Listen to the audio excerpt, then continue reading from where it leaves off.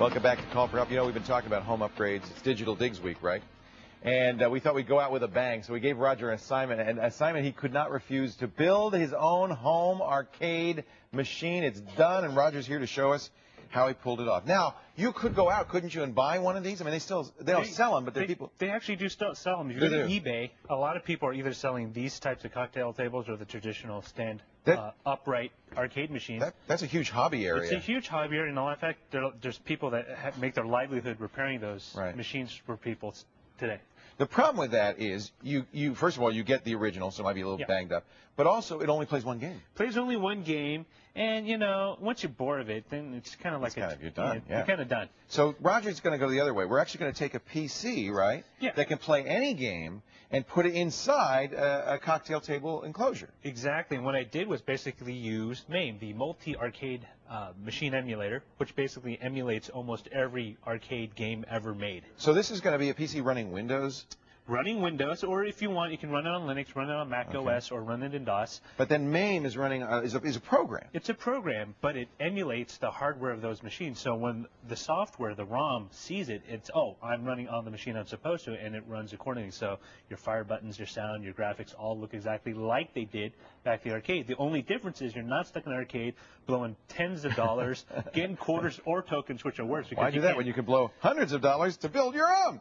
But if you think about it, you blow hundreds of dollars over a month, over a year. That's not the point. The point is it's in your house. You have the gang over. You're playing cards. You're watching TV, and you've got this. Yeah. How many games can we play on here? I currently have roughly about, say, 800. What? Oh, like all the classic games? All the classic games. Some of them are doubles because they're also Japanese and European versions. So. Now, we should say that not all of these are this. It's just like that music sharing thing. Yes. Some of these are still copyright. The copyright holders. So there are some legitimate ones and there's some illegal ones. There are legitimately public domain MAME ROMs. The only thing is you have to actually search for it. So you do a search on Google for public domain MAME ROMs. And the chances are the ones you want to play will not be on public domain. All right. So we won't belabor this. This is MAME running. It's running in Windows. This is MAME right now. Okay. And of course, you know, none of this is going to look or feel exactly the same unless you get the cabinet. Yes. And this cabinet is a very interesting find because when I was looking for one, people were selling fully made MAME units with the PC, monitor, hard drive, everything, including some of them, including the games, but they're selling like $3,500. Whoa, that's a lot. That's more than my annual budget. So you just bought, what did you do? You just bought the cabinet? I bought the cabinet from a guy named Scott over at ArcadeDepot.com, and the cool thing is that he's really open to suggestions for customization.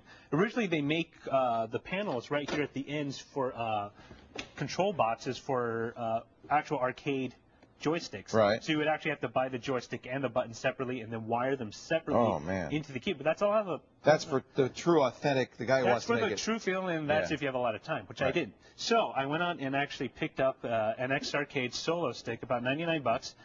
This is just a joystick replacement that you can buy for the PC. And I told Scott, I want to do this. All right, I'll make a mount for it. So on top, so this whole kit, 995 bucks, $99. And it mounts on this shelf. It mounts on the shelf. Very easy to use, very easy to build. It takes a couple of tools. Just want a standard clamp.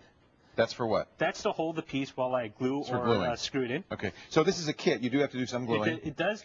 It is a kit, but let me just say this. I'm not a carpenter. My dad's a structural engineer, but I'm not a carpenter. Right. I hate power tools except for my power drill, which is another piece that you need.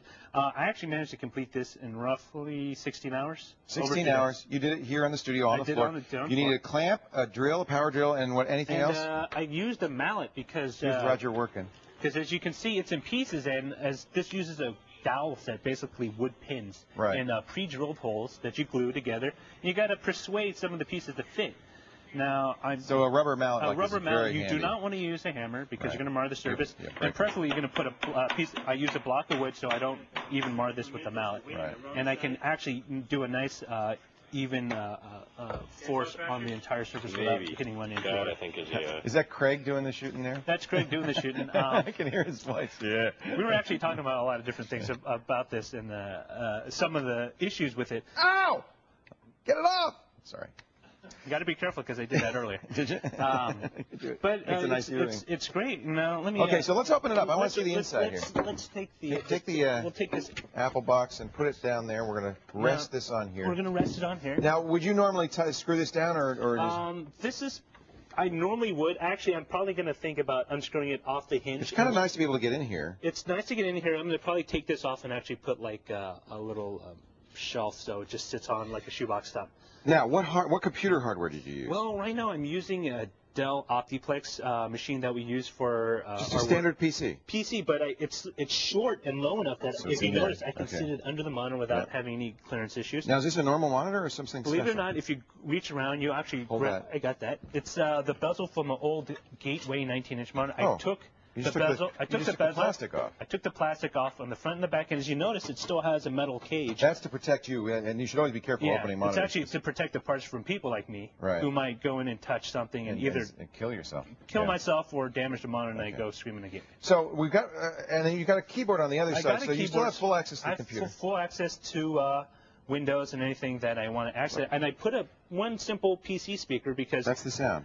90% of these games are mono anyway. You know, it's funny. It sounds so realistic. It sounds just like the And real you really- thing. Obviously, when they did it, they didn't do much differently. No, and it's very simple. Let's start her up. So I can start her up. And So it's- MAME is running now. It's Is running. it gonna? Oh, and it's also doing it this way. It's doing No, it like I see that I can set MAME up to basically rotate the screen. Normally it would be this way with the bars on either side, but since we're looking at it this way, it rotates and fills the entire screen. I'm going to press the button instead of inserting So all the a keys corner. are mapped for quarters, first person to start, and you can play just as you would back in the arcade. It looks like how much, I mean, it looks just like the real thing. I don't know if you can get the And, idea you know, here. and once you're done playing, you can still use this as a fondue table, as a appetizer table, and people are going to say, "Cool table, you got like a video game underneath it." And it says, "Yeah, it's my my little." How do you do that? But now, if you get bored with Commando, though, you can play any I can play- Pac-Man, Dig Dug, I can Joust, play any other anything game. that Darcy left to me a few years back. Darcy Wood gave us a MAME CD collection of hundreds of games, but you can download many of them on the internet as well. Again, do a search on public domain ROMs and you'll be able to find it. Again, Scott did a lot of helped me a lot on this because I was personally new to the whole thing, and he basically walked me through it. Well, let's give him credit. Scott is at ArcadeDepot.com. ArcadeDepot.com. And one of the things to point out is he didn't recommend an LCD because some of these games run at a very odd resolution that LCDs don't support. So you do want, but this is exactly what they use in the game. They Exactly. use the CRT. Only thing I would add is a bezel that I can buy separately that would fill in the gaps, and then a little insert that would say like Galaxian or Miss Pac-Man to get the real feel. I kind of like this. This is oak and stained oak. It's stained oak. Basic kit $9.95, glass $60 to $100, and Scott will customize for you. Just tell him what you want. I need the grenade. There, got him. Oh, this is so much fun. Roger's all of his instructions, details, tips, things he wished he did differently, all on the website techtv.com. Oh man, /call for help. They didn't waste